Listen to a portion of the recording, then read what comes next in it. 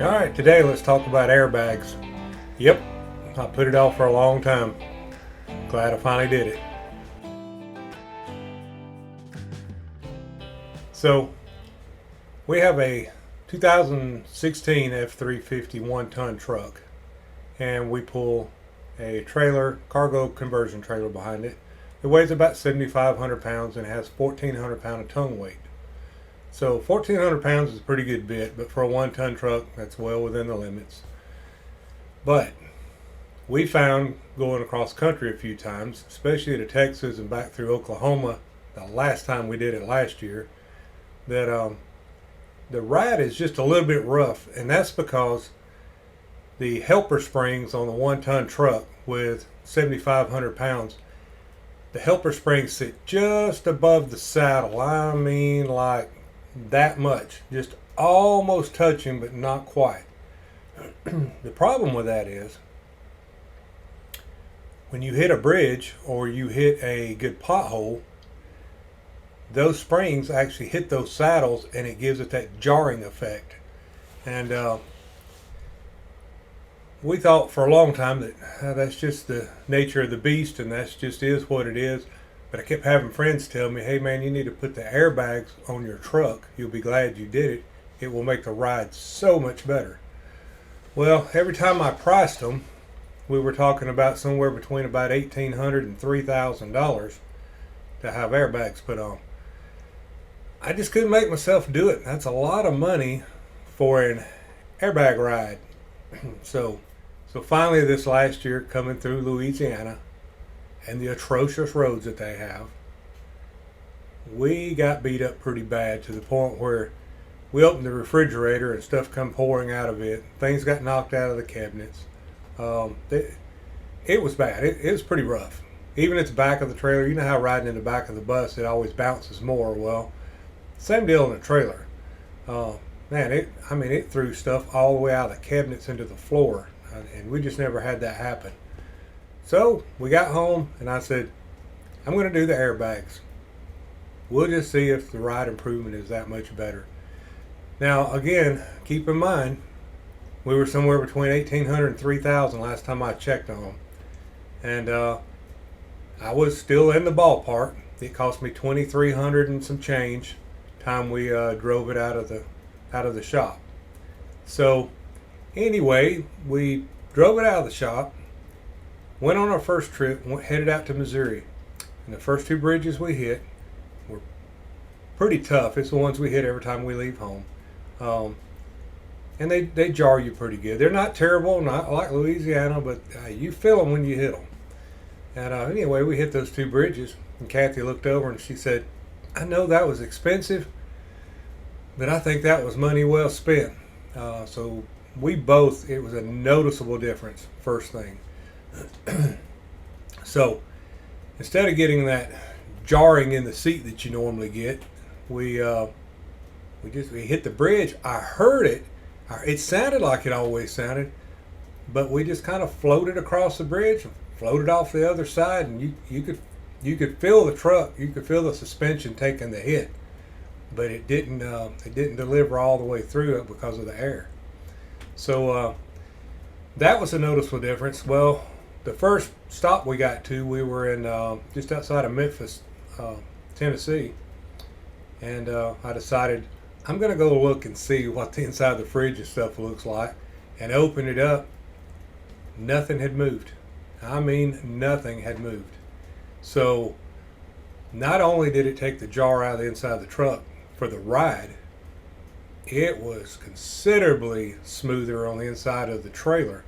Now keep in mind, the tongue is sitting on the back of the truck. If it's beating and banging and snatching, the trailer's getting it amplified into it. So the fact that it just wasn't transferring through to the hitch now made the trailer ride much smoother. Can't imagine if the axles on the trailer itself had air like these tractor trailers do, because it's still got a spring suspension. But again, in another video I talked about, make sure that you have plenty of room in your suspension. Don't be stressing it out, maxing them out. Mine's not. I have plenty of room left. In fact, I've got about 2,500 pounds typically over 1,500 pounds, 16 so if I haul the Gold Wing. So there's enough weight that the suspension works, but there's not so much weight that it tries to break it. So that's something to think about when you're sizing out the size trailer and the truck and stuff you want. You need to really take into consideration your weights. And again, I won't get into all that. It's in another video. But anyway, it rides so much better. I can't put into words how much better it is, but it is significantly better ride. So I think it was money well spent. Another pro to having the airbags put on was I got the kit that actually comes with a it has the not only the air compressor and bags, but it has a tank, an auxiliary tank. So on the back bumper they put the I forget what they call it, the check valve or whatever it is, where you plug the air hose in, and you can plug air hose into it and actually air your tires. And the compressor does 150 psi, and my truck tires only will go to 80, so it's not a problem. Not only that, I want to fill up my kayak now. I don't have to carry the extra air pump with me. I just use the onboard air compressor and fill it up. Now here's one I really want to do. I even got Kathy on board. I just got to get around to doing it. I want to put the train horns on there. I've always wanted train horns on a truck. Basically, so when the guy's riding up beside me and he's all over the road and he's on his phone, that I can just scare the crap out of him. I'm just kidding. I ain't going to have to cause nobody to have a wreck. But wouldn't that be funny? Can't you imagine seeing the look on their face when they're on their phone and they think a train's about to hit them? I mean, that'd just be priceless. That could cause a bad wreck. But train horns are just fun to play with, especially if you're going by a golf course or something. You're going to make the guy miss his swing. But anyway, that's just another bonus. You got an onboard air compressor and a tank now. There's just so many benefits to it. Just the handling of the truck itself, I guess because it just rides smoother, it just feels like it handles better too. So I don't know if it's just in my head that I think it handles better or if it really does. But if you guys have not done airbags and you're hauling a heavy trailer, you really should consider doing so. Again, I looked at the springs on my 1-ton and I was probably that far from hitting the helper springs. So it doesn't take much. Every time you hit a good bump or a bridge, those things are hitting and it's just sending the shock through the suspension because of the much heavier spring that you're hitting at that point. But now I never even come close to hitting it. And it's adjustable. I got preloads. I've got an empty PSI that I run it at, which is 20. And when I've got the trailer hooked to it, 55 seems to be the sweet spot. That just really rides good.